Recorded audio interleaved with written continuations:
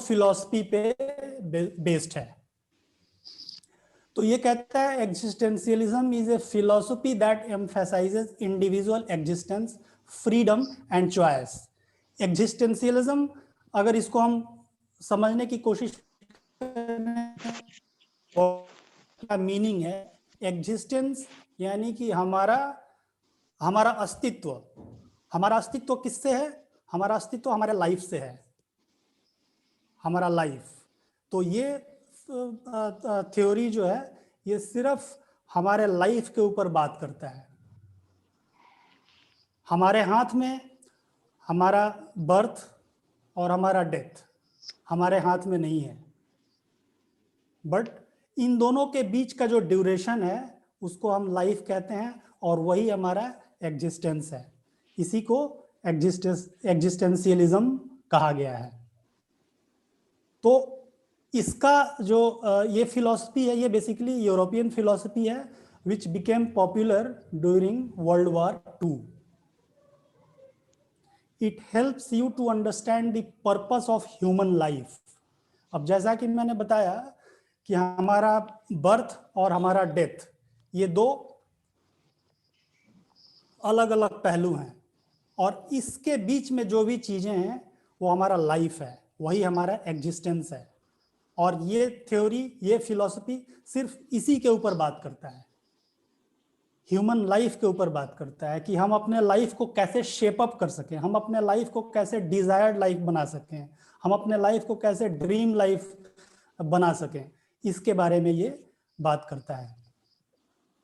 In the view of that human define in the view that humans define their own meaning in life and try to make rational decision despite existing in an irrational universe। हमारे आसपास देखिए बहुत सा perceptions हैं, अगर हम उन perceptions को फॉलो करते रहें तो हम एक साधारण सा लाइफ को लीड कर सकते हैं, बहुत ही साधारण, और उसको हम ड्रीम लाइफ, डिजायर्ड लाइफ नहीं कह सकते।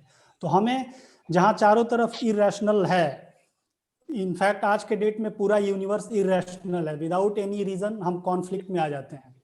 हमें इन सब चीजों को देखना है कि हमारे लिए क्या बेहतर है, हमारे पास वो चॉइस है। आप ऊपर में देखें, this philosophy emphasises the individual existence, freedom and choice.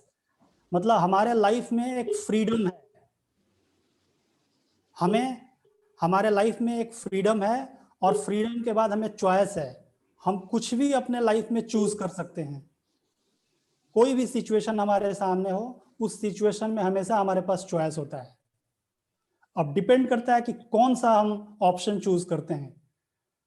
अगर अपने लाइफ को हम शेप अप करना चाहते हैं तो हमें अपने चॉइस के बारे में बहुत सतर्क होना पड़ेगा। हम अपने चॉइस को बहुत ही केयरफुली हमें चूज करना है, बिकॉज जो चॉइस हमारा होगा वो हमारी ही रिस्पॉन्सिबिलिटी है।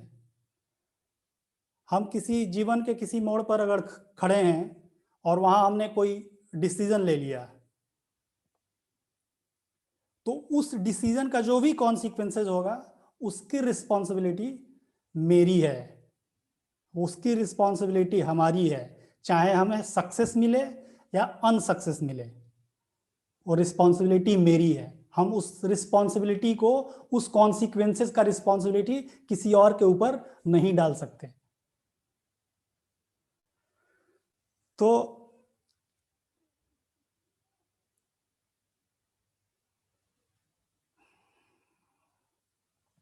इस थ्योरी को जिन्होंने जन्म दिया, basically father of existentialism was Soren Kierkegaard. देखिए साइकोलॉजी में ना कोई भी थ्योरी को कोई एक इंसान डेवलप नहीं करता, कई लोग मिल करके उसके ऊपर काम करते हैं। किसी एक ने कोई थ्योरी दिया, उसके ऊपर काम किया, फिर उसके बाद कई लोग उसको उसके ऊपर रिसर्च करके, उसके ऊपर काम करके उसको आगे बढ़ाते हैं, पॉपुलराइज करते हैं। तो उसी तरह से इस एग्जिस्टेंशियलिज्म को सोरेन किरकेगार्ड साहब ने इसको जन्म दिया, इसको, इसके थ्योरी को उन्होंने डेवलप किया। He was basically A Danish philosopher and that is why he is called father of existentialism.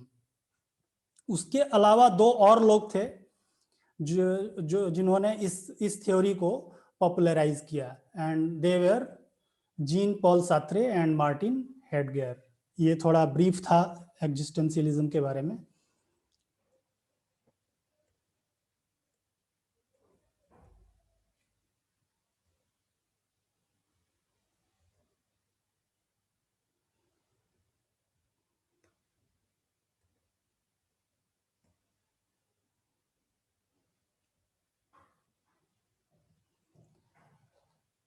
अब हम ये जानते हैं कि ये what is the important ingredients in this theory. Existentialism के अंदर जो इंग्रेडिएंट्स है, जो इंपॉर्टेंट एरिया है, इसमें सिर्फ 4 चीजों के ऊपर बात की गई है। Existential counselling talk about the following 4 areas of human life. जैसा कि मैंने बताया, फ्रीडम। हम सब इंसान के पास फ्रीडम है। किसी भी इंसान का आप फ्रीडम नहीं छीन सकते अनटिल और अनलेस वो किसी लॉ के अंदर वायोलेट करता है और फिर उसको वहाँ का गवर्नमेंट उसको जेल में डाल दे। अदरवाइज एक नॉर्मल इंसान को नॉर्मल सर्कमस्टांसेस में हम उसके फ्रीडम को कभी नहीं छीन सकते। तो ये थ्योरी ये बात करता है कि ये फ्रीडम, हर इंसान फ्री है। दूसरा, चॉइस। चॉइस यानी कि हमारे पास हर सिचुएशन में हर समय चॉइस है। अब एग्जाम्पल के तौर पे अगर समझते हैं, जैसे कि मान लेते हैं कि हम अपने घर से निकल के ऑफिस की तरफ जाते हैं, रास्ते में लेट से हमारा कार पंचर हो जाता है, तो उस सिचुएशन में हमारे पास चॉइस है। हमारे पास चॉइस ये है, 2 चॉइस है। एक तो हम शुरू हो जाएं कि भाई मेरा गाड़ी पंचर हो गया, अब मैं क्या करूं, चिल्लाना शुरू कर दूं और अपने आप को आउट ऑफ कंट्रोल कर लूं। और दूसरा सिचुएशन ये हो सकता है कि हम उस गाड़ी को वहीं पे खड़ी करके हम आगे कैब से हम आगे की तरफ जा सकते हैं। तो ये चॉइस होता है। और उसी तरीके से लाइफ के हर मोमेंट में, life is basically what I feel, life is nothing but the choice. Every time our life provides us the choice. अब जैसा हम चूज करते हैं वैसा हमारा लाइफ होता है। तो ये थ्योरी चॉइस के ऊपर भी बात करता है। तीसरा है रिस्पॉन्सिबिलिटी। नाउ जो डिसीजन हमने लिया किसी मोमेंट पे, किसी सिचुएशन में, जो लिया, जो भी हमने ऑप्शंस को चूज किया, उसका जो कॉन्सिक्वेंसेज होगा उसकी भी रिस्पॉन्सिबिलिटी मेरी है। उसकी रिस्पॉन्सिबिलिटी मेरी है। अगर मैं रास्ते में खड़े होकर के चिल्ला ही रहा हूं, क्योस को क्रिएट कर रहा हूं, तो रिस्पॉन्सिबिलिटी मेरी है। अगर कैब से जा रहा हूं तो वो रिस्पॉन्सिबिलिटी भी मेरी है। बट आज के डेट में क्या होता है कि हर चीज की रिस्पॉन्सिबिलिटी हम दूसरों के ऊपर डालते हैं। हर चीज की, कोई भी चीज अच्छा हो रहा हो, बुरा, अच्छा होने पे तो खुद का क्रेडिट होता है, बट जो भी चीज बुरा होता है, और नॉर्मली आज के डेट में लोगों के साथ बुरा ही हो जाता है। क्यों? क्योंकि आज के डेट में माहौल ही हमारा वैसा है, एनवायरमेंट हमारा जो है वैसा है। तो उस सिचुएशन में हम हर समय रिस्पॉन्सिबिलिटी खुद खुद पर ना दे करके दूसरों को ऊपर डालते हैं। और यही रीजन है कि हर समय इंसान परेशान है, और यही रीजन है कि उसको कोई रास्ता नहीं दिखता कि लाइफ को हम कैसे शेप अप कर सकें, कैसे डिजायर एंड ड्रीम लाइफ बना सकें। चौथा है मीनिंग। हमारे लाइफ में मीनिंग होना बहुत जरूरी है। मीनिंगफुल लाइफ है तो हमारा लाइफ सक्सेसफुल है। अगर मीनिंगफुल लाइफ नहीं है तो हमारा लाइफ सक्सेसफुल नहीं हो सकता। हमारे लाइफ में एक पर्पस होना चाहिए, वो पर्पस बहुत जरूरी होता है। तो ये थ्योरी पर्पस के ऊपर भी बात करता है। तो ये 4 बहुत इंपॉर्टेंट इंग्रेडिएंट्स है, 4 बहुत इंपॉर्टेंट एरियाज है जिसके बारे में इस थ्योरी में बताया गया है। फिर हम बात करेंगे इस थ्योरी का जो अप्रोच है, अप्रोच के ऊपर हम बात करेंगे। एग्जिस्टेंशियल एंड ह्यूमनिस्टिक काउंसलिंग, ये दोनों काउंसलिंग, दोनों topic is a philosophical form of counseling which addresses the situation of a person's life. मतलब ये दोनों एग्जिस्टेंशियल एंड ह्यूमनिस्टिक, ये दोनों फिलोसॉफिकल फॉर्म ऑफ काउंसलिंग है। इसमें कोई टेक्निकलिटी नहीं है, इसमें किसी भी तरीके का डायरेक्शन हम नहीं देते, ये एंटायरली नॉन डायरेक्टिव काउंसलिंग है। और हम इंसान के सिचुएशन, उसके लाइफ में जो सिचुएशंस है उसके बारे में हम बात करके और उस सिचुएशन को सॉल्व करने की कोशिश करते हैं। इट हैज रिजेक्टेड, इसमें आप देखेंगे कि ये स्पेसिफिक थ्योरी एग्जिस्टेंशियल और ह्यूमनिस्टिक, इस थ्योरी ने बिहेवियरिज्म, कॉग्निशन और psychoanalysis theory of Freud, इन तीनों पॉपुलर थ्योरी को रिजेक्ट कर दिया है। वो कहते हैं बिहेवियरिज्म इम्पैक्ट नहीं डाल सकता, कॉग्निशन भी हमारे लाइफ के ऊपर इम्पैक्ट नहीं डाल सकता, साइको एनालिसिस थ्योरी जो कि बहुत पॉपुलर है, इवन आज के डेट में भी पॉपुलर है, इसको भी ये थ्योरी नहीं मानता। ये कहता है कि life is important, life is important than anything else. अगर लाइफ है तभी कुछ है, अगर लाइफ है तभी हम बिहेवियर अपना कर सकते हैं, एक्शन कर सकते हैं, कॉग्निशन के लेवल पे भी हम कुछ कर सकते हैं। अगर लाइफ नहीं है तो हम कुछ नहीं कर सकते। तो ये थ्योरी सिर्फ लाइफ के ऊपर बात करता है।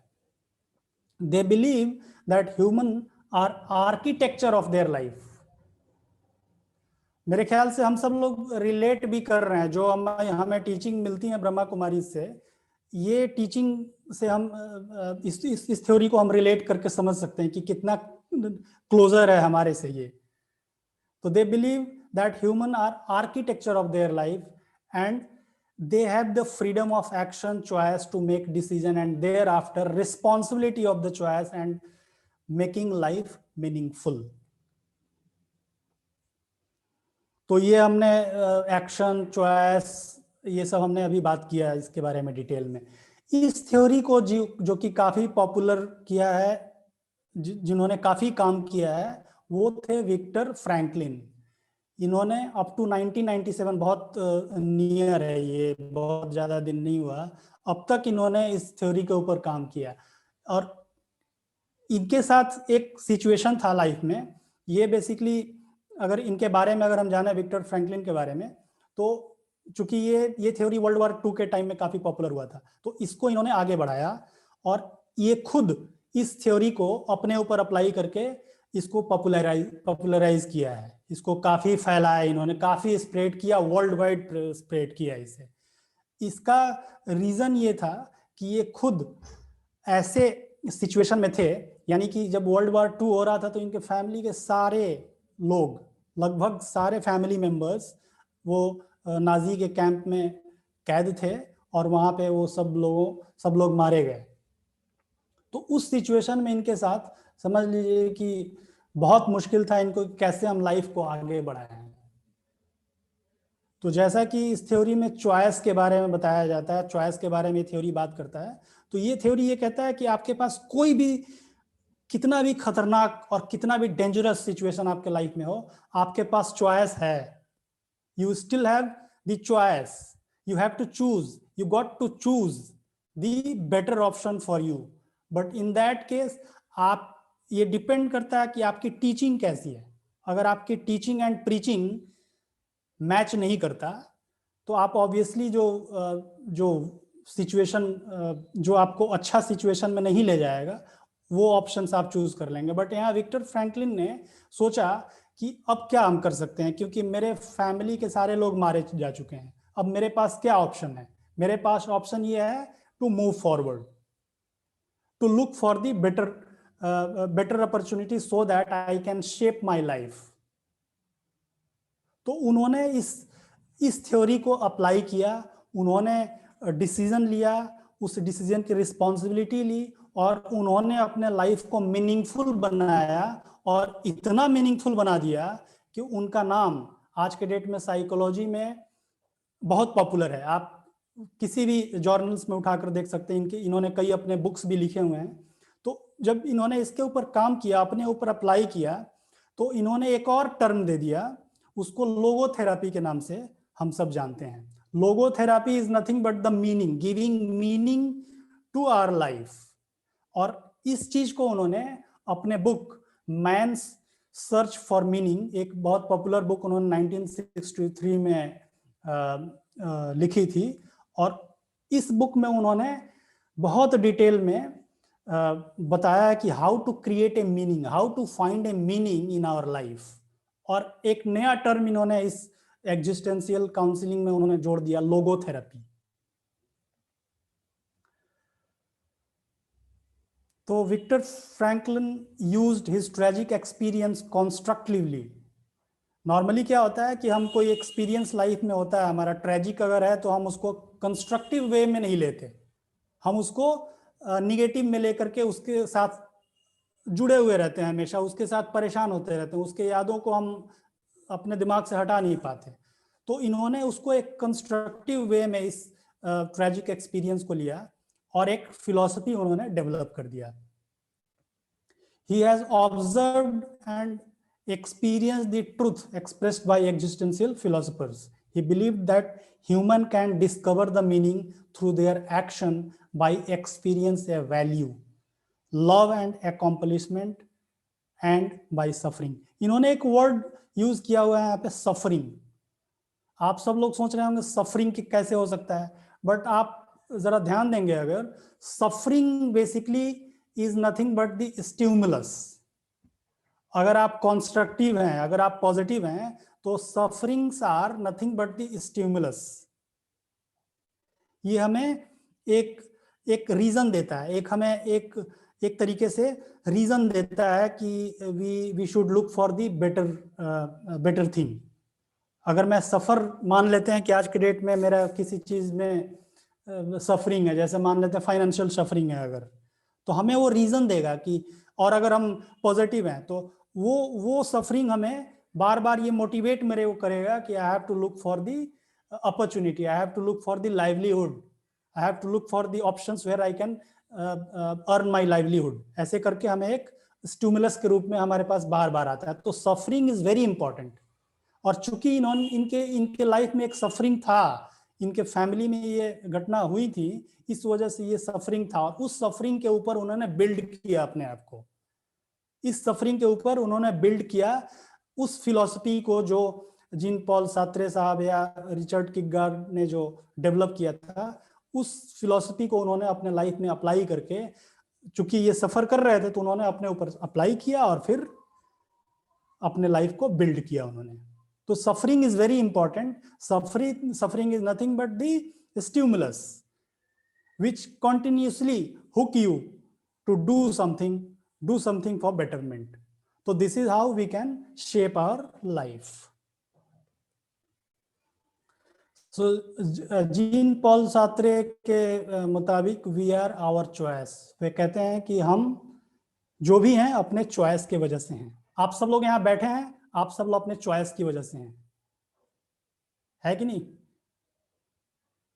आपने चूज किया है कि मेरे को सुनना है, मेरे को बैठना है, मेरे को 1 घंटा अपने सेल्फ डेवलपमेंट के लिए देना है।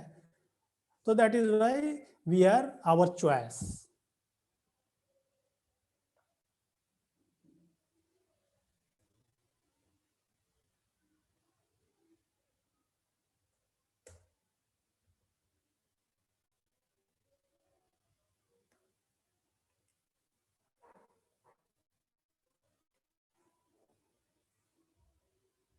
ओके, कुछ क्वेश्चन है यहां तक आप लोगों का?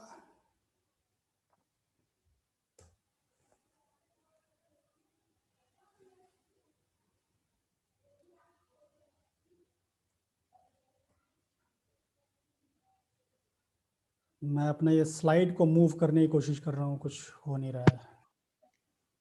किसी का कोई क्वेश्चंस है तो अपना हैंड रेज करें।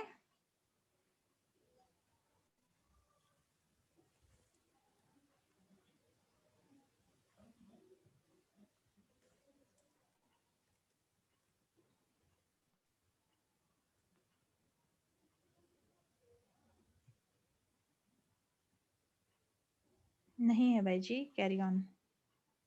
जी जी, मैं अपना थोड़ा स्लाइड को देख रहा था। जी। अभी ये स्लाइड दिख रहा है सबको? हाँ जी। ओके। अच्छा, एग्जिस्टेंशियलिज्म के जो की कॉन्सेप्ट है उसके बारे में हम बहुत ब्रीफ में बात कर लेते हैं थोड़ा सा। ये 4-5 चीज, इनफैक्ट 6 चीज, बट यहाँ पे मैंने 5 चीजों के बारे में लिखा हुआ है, 5 इंपॉर्टेंट एरिया, 5 इंपॉर्टेंट कॉन्सेप्ट है जो कि की कॉन्सेप्ट है, उसके बारे में हम थोड़ा बात कर लेते हैं। The first concept says the capacity of self awareness. हम जितने भी इंसान हैं, हम सबके पास कैपेसिटी है अपने आप को सेल्फ अवेयर बनाने के लिए। हम अपने आप को सेल्फ एम्पावर्ड करने के लिए, सेल्फ अवेयरनेस क्रिएट करने के लिए, जनरेट करने के लिए हम सबके पास कैपेसिटी है। The more we are self aware, more we understand the life and others. इसको एक एग्जाम्पल से हम समझें कि अगर हमारा अगर कॉन्शियसनेस अगर एक्सपैंडेड होता है तो हम चीजों को बहुत अच्छे तरीके से देख सकते हैं। हम अपने आप को देख सकते हैं, अपने सिचुएशन को देख सकते हैं, और साथ ही साथ दूसरों को भी बहुत अच्छे तरीके से जान सकते हैं और समझ सकते हैं। तो इनका कॉन्सेप्ट ये है कि the capacity of self awareness is very important. तो हम सबको सेल्फ अवेयर हमेशा होना पड़ेगा। एक एग्जाम्पल ऐसे भी आप समझ सकते हैं, जैसे कि अगर मान लेते हैं एक कमरे में हम बहुत कम वाट का, लाइक 0 वाट का कोई बल्ब लगा दें, और उस कमरे में अगर हम एंटर करते हैं तो उस कमरे में जो भी चीजें मौजूद हैं उसको हम बहुत साफ साफ नहीं देख पाएंगे। लेकिन उसी जगह पे उस मान लेते हैं करीब 20-25 या 50 वाट का कोई बल्ब अगर हम लगा दें, कोई हेलोजन बल्ब अगर फिट कर देते हैं कमरे में, तो हम चीजों को बहुत साफ साफ और क्लियर देख पाएंगे। ठीक उसी तरीके से सेल्फ अवेयरनेस, जब हमारा कॉन्शियसनेस एक्सपैंडेड होता है तो हम चीजों को साफ साफ देख सकते हैं।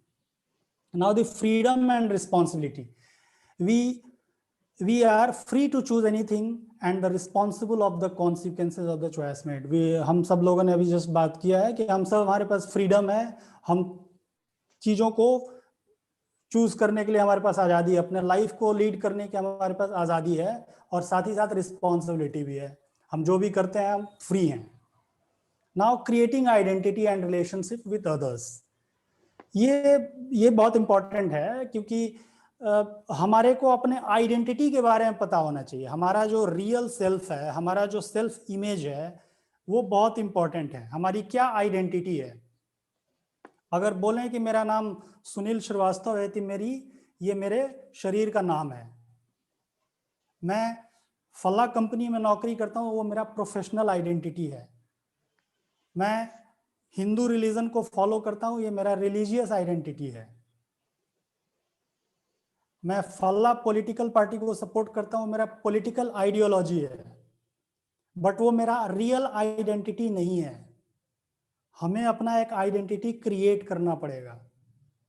हम क्या हैं, हमारा क्या पर्पस है, हमारा क्या मीनिंग है, ये बहुत इंपॉर्टेंट है। तो ये जो कॉन्सेप्ट है, ये भी बहुत इंपॉर्टेंट कॉन्सेप्ट है एग्जिस्टेंशियलिज्म का। Anxiety as a condition of living, ये आप सोचेंगे कि एंजाइटी, वो व्हाट डज इट मीन? तो it simply mean anxiety works as a stimulus. अभी मैं बात कर रहा था पीछे, सफरिंग स्टिमुलस है, यहाँ मैं कह रहा हूँ कि anxiety is also a stimulus. But anxiety किस तरीके का? Not a neurotic kind of anxiety, वो डीप एंजाइटी फिर डिप्रेशन में हो जाता है, वो एंजाइटी नहीं। एंजाइटी मीन्स सॉरी, अगर मेरा एग्जामिनेशन है, मेरा जॉब का कोई इंटरव्यू है, तो उससे रिलेटेड मेरा एक पॉजिटिव एंजाइटी बहुत जरूरी है। वो एंजाइटी अगर होता है तो मेरे को मोटिवेट करेगा, वो मेरे साथ हमेशा चिपका रहेगा कि, और वो मेरे को बार बार रिमाइंड करता रहेगा कि आपको ये करना है। तो ये पॉजिटिव एंजाइटी के बारे में बात कर यहाँ पे किया गया है। तो anxiety is a condition of living. हमारे लाइफ को लीड करने के लिए एक पॉजिटिव एंजाइटी बहुत जरूरी है, ऐसा जीन पॉल सार्त्रे साहब का मानना था, उनका ये कॉन्सेप्ट है। Then the awareness of death and non-being, ये भी बहुत इंपॉर्टेंट है, हमें डेथ और नॉन बीइंग का अंडरस्टैंडिंग बिल्कुल क्लियर होना चाहिए। जैसा कि मैं शुरू में बता रहा था कि लाइफ एंड डेथ, इन दो चीजों के बारे में हमारा कोई कंट्रोल नहीं है, बट इसके बारे में अवेयर हो करके अगर हम ये समझें कि इन दोनों के बीच का जो ड्यूरेशन है वो हमारा लाइफ है, तो उस लाइफ को हमें एंजॉय करके उस लाइफ को हमें मीनिंगफुल बनाना बहुत जरूरी है। Because understand the death to understand the life. हम डेथ को कैसे समझेंगे? जब तक कि हम लाइफ को एक्सपीरियंस नहीं करेंगे हम डेथ को नहीं समझ सकते। Don't look death as threat. ये चीज जो डेथ है दैट इज श्योर, क्योंकि मेरा जन्म हुआ है तो डेथ भी होना ही होना है, तो इसको एक थ्रेट के रूप में नहीं लेना है। हमें ये सोचना है कि even before the death comes हमें अपने लाइफ को मीनिंगफुल बनाना है। एक मोटिवेशन हमेशा हमें लाइफ में देते रहना है। तो ये 5 की कॉन्सेप्ट है एग्जिस्टेंशियलिज्म के। एप्लीकेशन इस काउंसलिंग को हम कहाँ यूज कर सकते हैं? तो आप अगर देखें तो सब्सटेंस डिपेंडेंसी में अगर कोई किसी को किसी तरह का नशे का वो होता है तो हम इस फिलॉसफी को यूज करके काउंसलिंग कर सकते हैं। डिप्रेशन हो सकता है, एंजाइटी है, पीएसटीडी है, लो सेल्फ स्टीम है। अगर किसी इंसान का सेल्फ स्टीम अगर लो है तो हम इस काउंसलिंग अप्रोच को यूज करके उसको हेल्प कर सकते हैं। So the ultimate goal of this counseling is embracing the true nature of human existence to overcome fear and find meaningful life. इसका गोल यही है। इनफैक्ट ये गोल अपना जो ह्यूमनिस्टिक है, जो मैं आगे अभी बात करूंगा, उसका भी, ह्यूमनिस्टिक का भी यही एप्लीकेशन है और गोल है। अब हम बात करेंगे ह्यूमनिस्टिक काउंसलिंग पे। अभी तक मैंने जो बात किया वो एग्जिस्टेंशियल था। एग्जिस्टेंशियल बात मैं थोड़ा उसको रिकैप कर दूं। एग्जिस्टेंशियल बात करता है लाइफ के ऊपर। वो कहता है life is bigger than anything else. Life से बड़ा कुछ भी नहीं है। नॉर्मली क्या होता है कि जब कोई सिचुएशन सामने आता है, कोई प्रॉब्लम सामने आता है, तो हम प्रॉब्लम को बड़ा कर देते हैं और लाइफ को छोटा कर देते हैं। तो एग्जिस्टेंशियलिज्म में हमने ये देखा कि वो सिर्फ लाइफ के बारे में बात करेगा। नाउ ह्यूमनिस्टिक काउंसलिंग वो ह्यूमन के ऊपर बात करता है, एक इंसान का के बारे में बात करता है। एक ह्यूमन जो हम पूरा जो दिख रहे हैं, एक ह्यूमन बीइंग तो मैं नहीं कहूंगा, बट ह्यूमन के बारे में ये बात करता है। This counselling is also known as third force of psychology. Third force, तो पहला और दूसरा कौन सा फोर्स है? हम सब जानते हैं बिहेवियरिज्म सबसे पहले साइकोलॉजी में पॉपुलर हुआ था, उसके बाद कॉग्निशन आया था, तीसरा जो फोर्स है। और कॉग्निशन के साथ साथ ही जब अपना फ्रायड साहब का साइको एनालिसिस, साइकोडायनेमिक थ्योरी सब आया था, वो सब काफी पॉपुलर हुआ था। बट ये जो है, this is the third force of psychology. तो ये ह्यूमनिस्टिक बहुत इंपॉर्टेंट काउंसलिंग अप्रोच है, और ये सब के इसके बारे में भी हम सब लोगों को जानना बहुत जरूरी है। तो ह्यूमनिस्टिक काउंसलिंग कहता है, humanistic therapy is a mental health approach that emphasizes the importance of being your true self in order to lead the most fulfilling life. ये अपने ट्रू सेल्फ के बारे में, किसी ह्यूमन के ट्रू सेल्फ के बारे में बात करता है। It's based on the principal that everyone has their own unique way of looking at the world. हम सबका ना अपना एक परसेप्शन होता है, हम सबका एक इंटरनल वर्ल्ड है, इंटरनल मैप है। हम अपने इंटरनल मैप के अकॉर्डिंग हम अपने बाहर के दुनिया को देखते हैं और फिर परसीव करते हैं। So humanistic therapy also involves a core belief that people are good at heart. इनका ये मानना है, ह्यूमनिस्टिक को का मानना है कि every individual are good at heart level and are capable of making the right choice for themselves. If you don't hold yourself in high regard, it's harder to develop your full potential.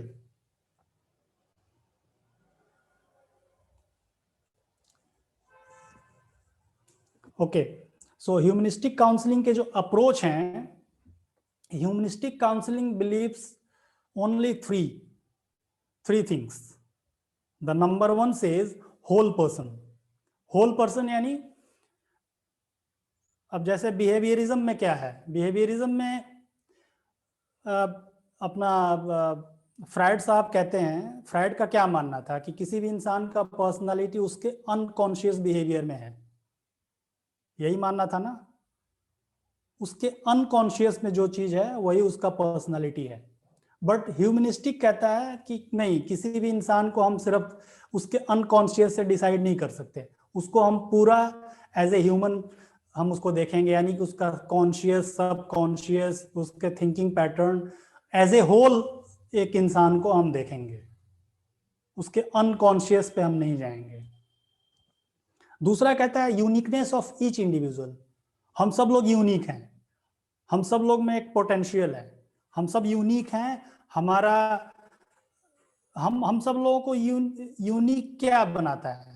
हम सब देखें तो biological level पे हम सब similar हैं, हम सब के पास 2 हाथ 2 पैर 2 आंख, ये सब चीज है। बट यूनिक हमें क्या बनाता है? हमारा साइकोलॉजी हमें यूनिक बनाता है। तो uniqueness of each individual humanistic counselling कहता है। तीसरा है ह्यूमन पोटेंशियल। हम सब लोगों के अंदर एक यूनिक पोटेंशियल भी है, हम सब पोटेंशियल से भरपूर हैं।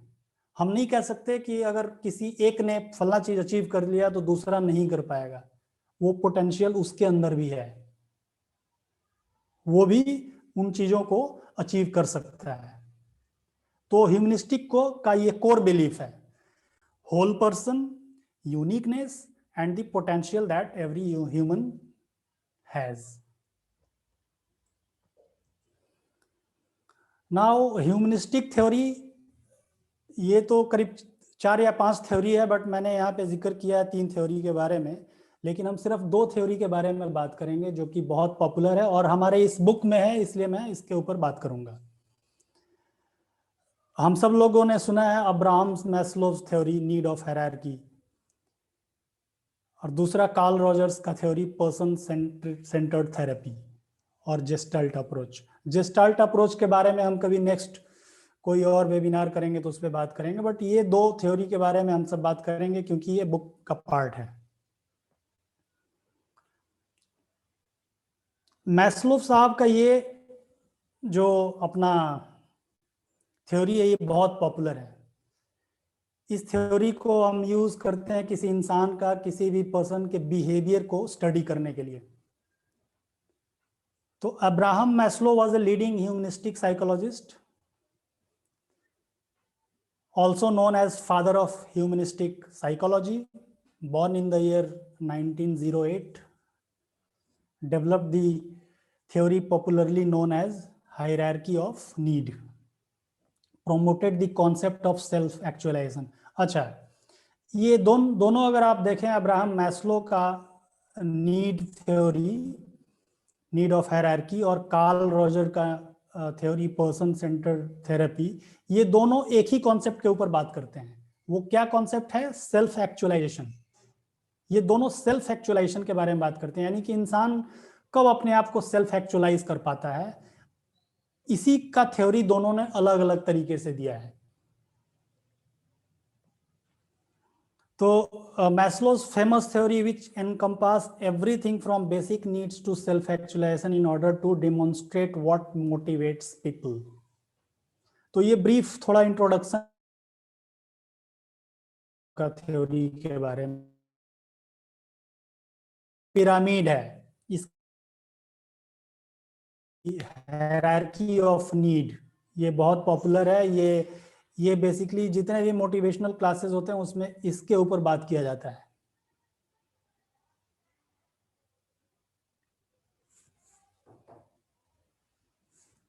So Maslow's hierarchy of need is a motivational theory in psychology comprising a 5-tier model of human needs, often depicted as hierarchical level within a pyramid।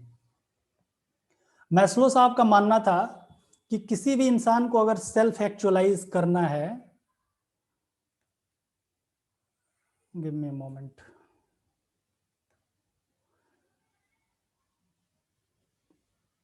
किसी भी इंसान को अगर सेल्फ एक्चुअलाइज करना है, सेल्फ एक्चुअलाइजेशन का क्या मतलब होता है? सेल्फ एक्चुअलाइजेशन बेसिकली वो एक लेवल है जहां पर पहुंचने के बाद इंसान अपने आप को कंटेंटेड फील करता है, बहुत संतुष्ट फील करता है, वो सेल्फ एक्चुअलाइजेशन है। उस लेवल तक पहुंचने के लिए हमें क्या क्या करना होता है, या क्या क्या लेवल है, कौन कौन से टीयर हैं, वो 5 टीयर्स के बारे में मैस्लो साहब ने डिस्क्राइब किया हुआ है। तो वो सबसे पहले है psychological physiological needs, not psychological, physiological needs, यानी कि हमारे इस शरीर से रिलेटेड जो भी नीड्स हैं, फूड, वाटर यानी खाना पीना और सोना, ये 3 चीज हमारा फिजियोलॉजिकल नीड है। तो कोई भी इंसान अगर सेल्फ एक्चुअलाइजेशन की तरफ अगर जाता है तो पहला ये नीड अगर वो फुलफिल होगा तभी उसका गाड़ी आगे बढ़ेगा, तभी वो नेक्स्ट लेवल पे जाएगा। तो उनके मुताबिक, मैस्लो साहब के मुताबिक, फिजियोलॉजिकल नीड अगर पूरा हो जाता है तो इंसान they started looking for a safety. अगर आपके पास खाना पीना सोना इसका अगर इंतजाम हो जाता है तो then the next level we look for this safety, यानी कि मैं सेफ कहाँ रह सकता हूँ। सेफ्टी वो डिपेंड करता है, यानी कि आपका किस कई तरह का सेफ्टी हो सकता है, लाइक आपके रहने के लिए सेफ्टी, आपके फाइनेंसेस का सेफ्टी, ये सब होना जरूरी है। तो ये लेवल दूसरा लेवल है। अगर ये दूसरा लेवल को हम अगर क्रॉस कर जाते हैं तो फिर ये कहते हैं बिलोंगिंगनेस एंड लव, यानी कि आपका सोशल नीड।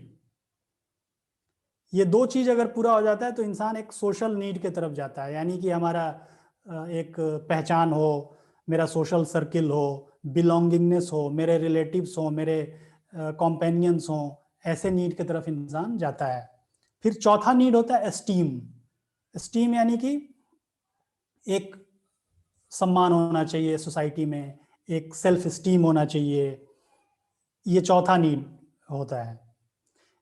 और पांचवा, जब ये 4 चीज हमें मिल जाता है तो फिर इंसान सेल्फ एक्चुअलाइजेशन नीड के तरफ बढ़ता है। वो इसको एक एग्जाम्पल के तौर पे समझते हैं। मान लेते हैं कि इसको कैसे अप्लाई करते हैं हम कॉर्पोरेट वर्ल्ड में, इसको हम आपको समझाने की कोशिश करते हैं। जैसे कोई एम्प्लॉय किसी ऑर्गेनाइजेशन में नौकरी के लिए आता है तो सबसे पहले जो HR हैं, ह्यूमन रिसोर्सेज, वो ये देखते हैं कि उसके साइकोलॉजिकल नीड के लिए हमें कितना उसे सैलरी देना है, यानी कि उसके खाना पीना और रहने के लिए जो एक साइकोलॉजिकल नीड है।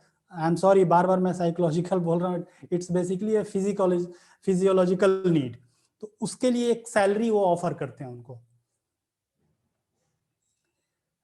उसके बाद जब वो उसका वो नीड पूरा हो जाता है तो वो सेफ्टी, वो देखता है कि ऑर्गेनाइजेशन में मेरा कितना मैं सेफ हूँ, मैं फाइनेंशियली कैसे सेफ हो सकता हूँ। तो ऑर्गेनाइजेशन हो सकता है कि उनको एक स्कीम ऑफर कर दे, लाइक पेंशन स्कीम ऑफर कर दे, या कंपनी के अंदर कोई कुछ शेयर वगैरह उनको दे दे। इस तरीके से उनके सेफ्टी नीड को वो पूरा करता है। फिर एक उनका एक सोशल नीड, जैसे बिलोंगिंगनेस है, तो उसमें वो क्या कर सकते हैं कि बेसिकली ये सोशल नीड है, बिलोंगिंगनेस एंड लव। तो उसके लिए वो ऑर्गेनाइजेशन के अंदर कुछ एक्टिविटीज स्टार्ट कर सकते हैं। एक्टिविटीज के बाद वो फिर स्टीम नीड की तरफ आगे बढ़ेगा वो इंसान। तो स्टीम में ऑर्गेनाइजेशन आपको क्या ऑफर कर सकता है? हो सकता है आपको प्रमोट करके एक अच्छा सा डेजिग्नेशन दे दे, तो वो आपका एक स्टीम नीड हो गया। उसके बाद सेल्फ एक्चुअलाइजेशन, उसके बाद इंसान जब संतुष्ट हो गया, जब उसे लगने लगा कि मेरे पास अब सब कुछ है, now I can move for the ultimate Dzire, ultimate need of my life, वहां से फिर वो सेल्फ एक्चुअलाइजेशन के लिए काम करता है। बट आप सब लोगों को क्या लगता है कि ये हायरार्की सही है आज के कॉन्टेक्स्ट में? मेरे हिसाब से, मेरा जो अपना ओपिनियन है, ये एक नॉर्मल इंसान के लिए तो ठीक है, बट अगर मैं यहाँ पे अनिल अंबानी के सन को अगर बैठा दूं तो ये फिट होगा?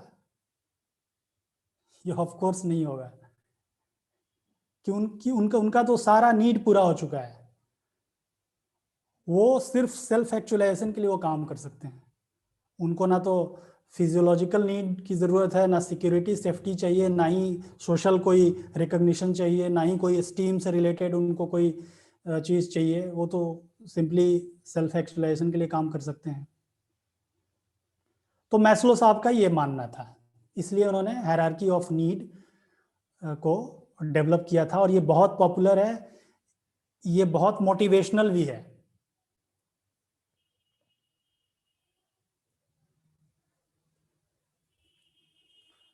तो ये था अपना मैस्लो साहब का थ्योरी।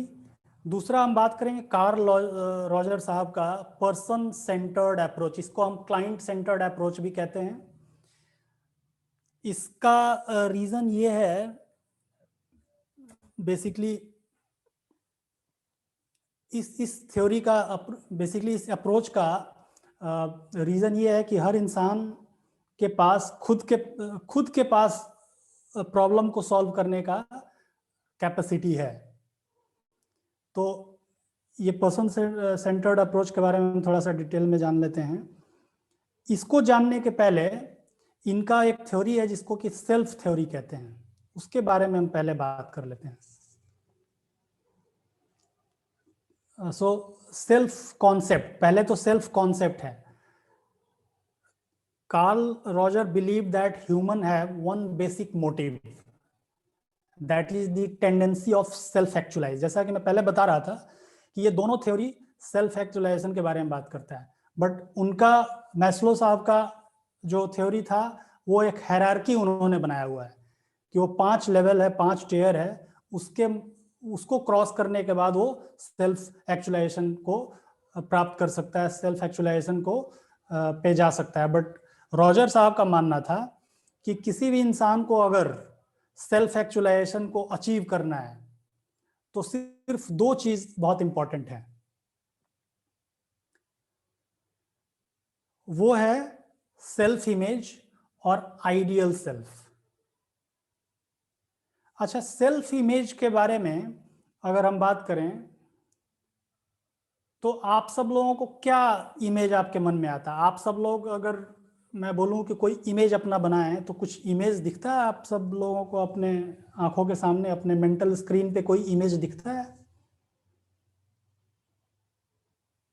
अच्छा, अगर मैं बोलूं कि आप एक इमेज बनाओ अपने मेंटल स्क्रीन पे यूनिवर्सिटी का, तो आई एम श्योर कि एक यूनिवर्सिटी का बिल्डिंग आप सब लोगों को दिखता होगा, कॉलेज का बिल्डिंग दिखता होगा, घर, तो घर का बिल्डिंग दिखता है।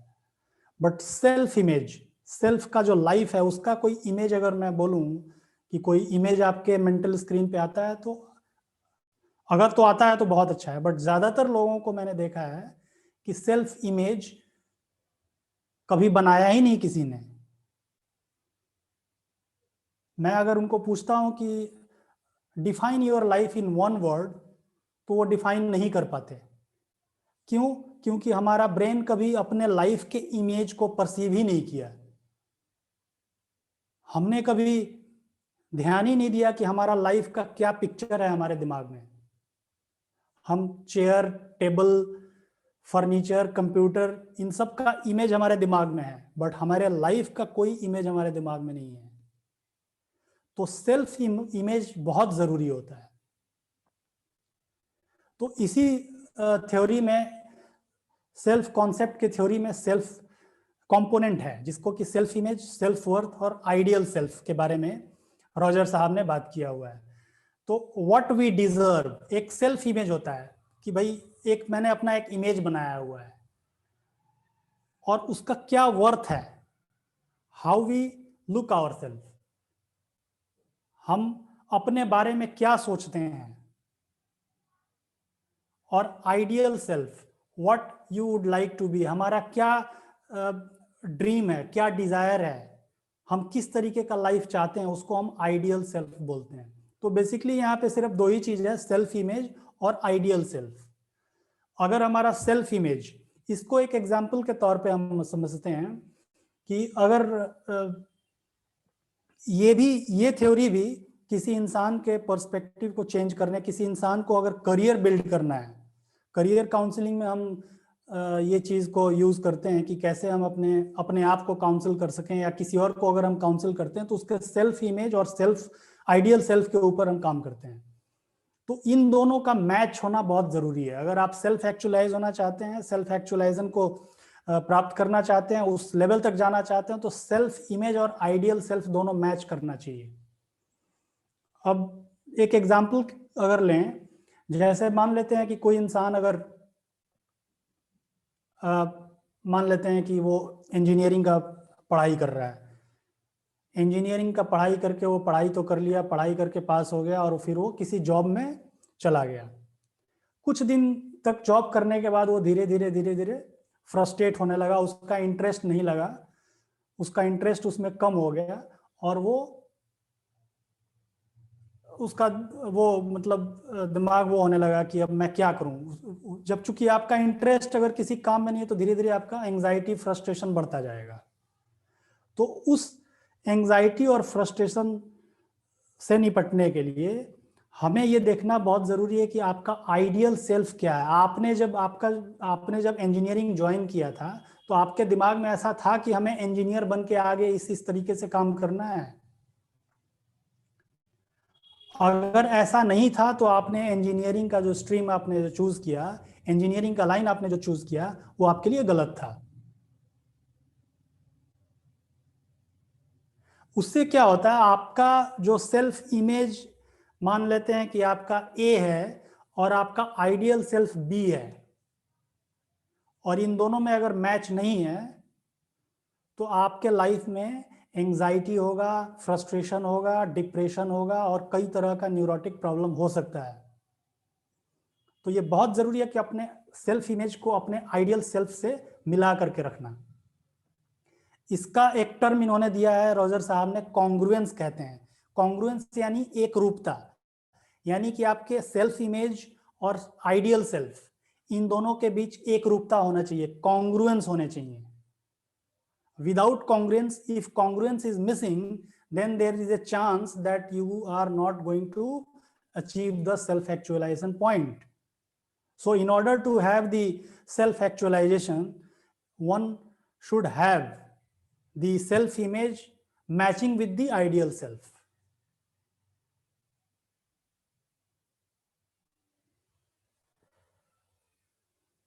ये है इस कॉन्ग्रुएंस के बारे में समझ। कॉन्ग्रुएंस को हिंदी में अगर कहें तो ये बेसिकली एक रूपता, यानी कि आपका इमेज और आप कैसा बनना चाहते हैं, ये दोनों मैच, अगर ये मैचिंग है। यहाँ पे देखें अगर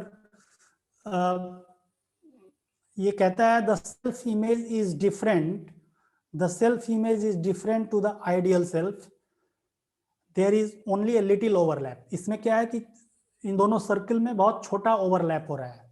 here self actualization will be difficult. तो जैसा कि भी हम डिस्कस कर रहे थे कि अगर आपका सेल्फ इमेज और सेल्फ एक्चुअलाइजेशन अगर डिफरेंट है, कोई भी सिमिलैरिटी नहीं है, तो आप self actualization will be a difficult task for that individual. But if it is in congruence, if it is incongruent, then the self actualization can be possible.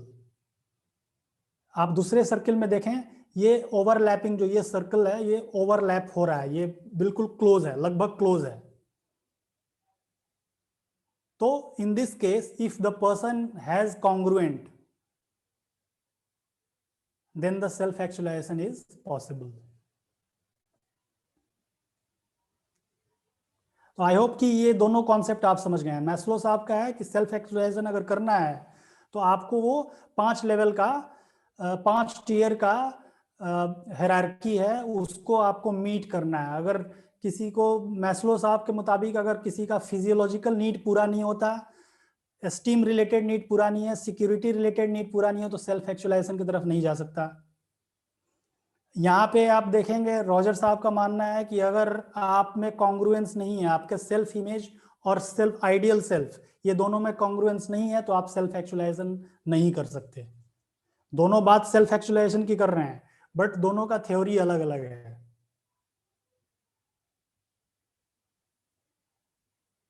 All right, so what is self actualization? When you when your self image matches your ideal self, you reach the state of self actualization. A person who has achieved self actualization is called a fully functional person. Roger believes that achieving self actualization is really difficult. आज के date में जैसा कि मैं बता रहा था कि इंसान का अपना सेल्फ इमेज कुछ भी नहीं है. अगर मैं बोलूं कि आप अपने लाइफ को एक लाइन में कैसे डिफाइन करते हैं, तो उसको वो फट से नहीं बता सकता, क्योंकि उसका कोई पिक्चर नहीं है दिमाग में.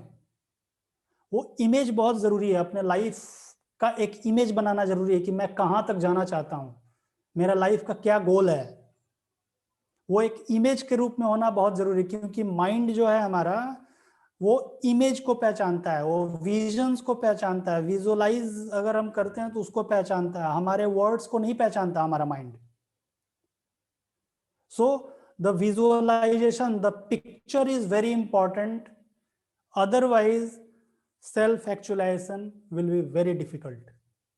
ऐसा रोजर साहब का मानना था.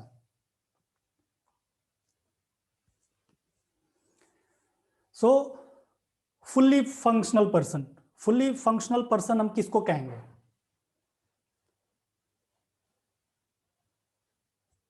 यहां पे मैंने छह characteristic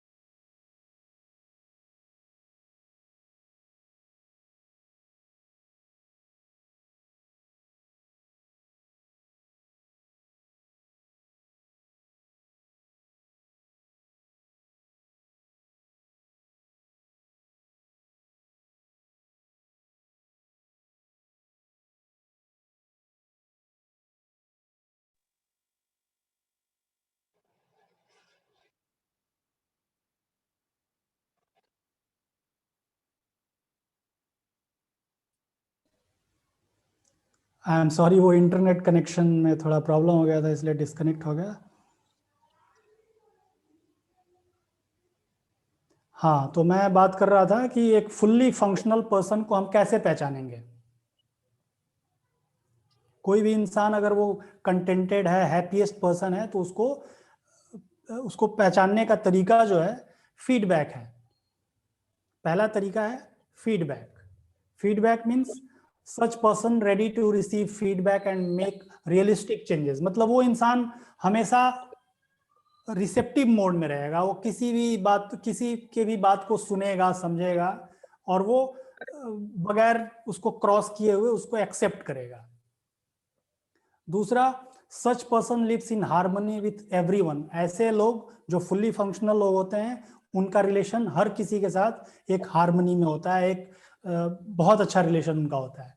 existential, such person happy to build experiences and faces situation without any prejudice. यानी कि वो बगैर किसी भेदभाव के साथ किसी सिचुएशन और किसी को वो हैंडल कर सकता है, वैसे उसको एक्सपीरियंस होता है. Then the fulfilled, such person happy and satisfied with life and look for new challenges.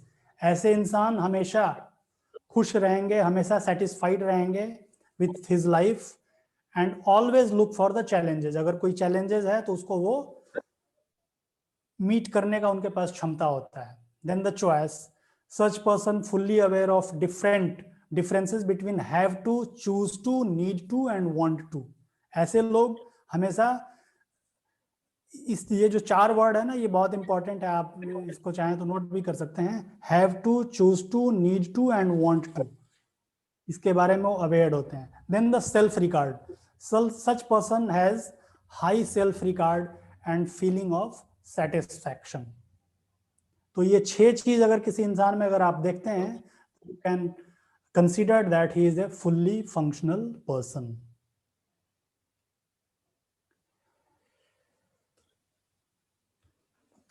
तो that's it from my side. इसको अगर मैं रिकैप कर लूँ थोड़ा जल्दी से, तो आज हमने दो चीज के बारे में जाना, एग्जिस्टेंशियल और ह्यूमनिस्टिक। ये दोनों बहुत इंपॉर्टेंट है, बहुत क्लोज है हम सब लोगों से, क्योंकि ये पूरी तरीके से ह्यूमन और ह्यूमन के लाइफ के ऊपर बात करते हैं। तो thank you so much. I think मैंने थोड़ा समय ले लिया आज, क्योंकि ये टॉपिक बहुत बड़ा था। इस टॉपिक को अगर डिटेल में जानना है तो कम से कम दोनों टॉपिक को मिला के 4 से 5 घंटे चाहिए होता है। Thank you so much.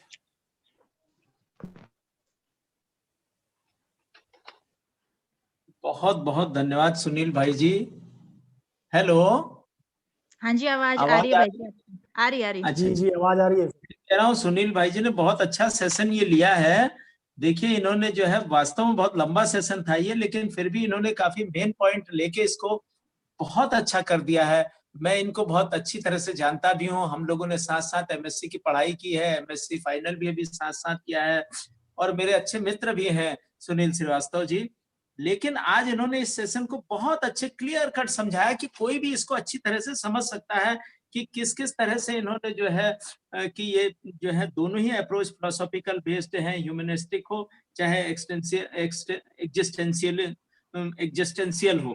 और इन्होंने दोनों कंसेप्ट फिर ह्यूमनिस्टिक में अब्राहम मैस्लो और कार्ल रोजर के बड़े अच्छे ढंग से समझाए कि हायरार्की से एक चलते हैं और दोनों ही टुवर्ड्स सेल्फ एक्चुअलाइजेशन जाते हैं। तो इनका सेशन ऑलरेडी बहुत अच्छा हो चुका है। टाइम ऑलरेडी काफी जो है कम लिया, फिर भी इन्होंने इसको देखते हुए, लेकिन ये बहुत क्लियर आपने समझाया, इसके लिए आप बहुत बहुत धन्यवाद के पात्र हैं। मैं इतना ही कहना चाहूंगा कि सुनील श्रीवास्तव जी इंसान है बहुत अच्छे, मददगार सबके हैं और दिल के हैं बहुत सच्चे। सुनील श्रीवास्तव जी इंसान है बहुत अच्छे, मददगार सबके हैं और हैं दिल के बहुत सच्चे। काउंसलिंग का इन्हें है बहुत अच्छा ज्ञान, काउंसलिंग का इन्हें है बहुत अच्छा ज्ञान, क्योंकि हर पहलू का लेते ये बारीकी से संज्ञान, क्योंकि हर पहलू का लेते ये बारीकी से संज्ञान। आपको बहुत बहुत धन्यवाद सुनील श्रीवास्तव जी, बहुत अच्छा सेशन आपका। Thank you so much sir, thank you so much. And thank you Daksha बहन, आपको बहुत बहुत धन्यवाद। हमें किस लिए भाई जी? नहीं मुझे तो काफी है।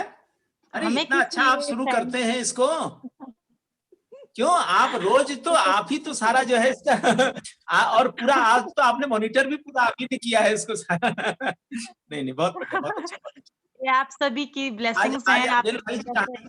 अनिल भाई जी नहीं थैंक दिख यू भाई रहे। जी आपका भी।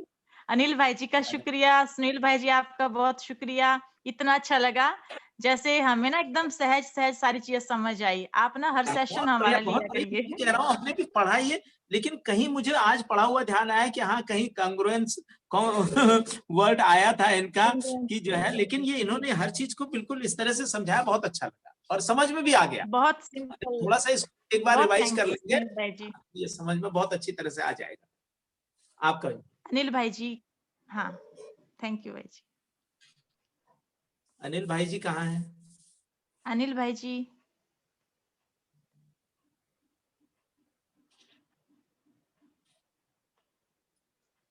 अनिल भाई जी अनम्यूट करिए। जी हाँ, जी हाँ, धन्यवाद सुनील भाई जी। इतना डेप्थ में और इतनी अच्छी तरह से मैं कुछ ज्यादा ही कुछ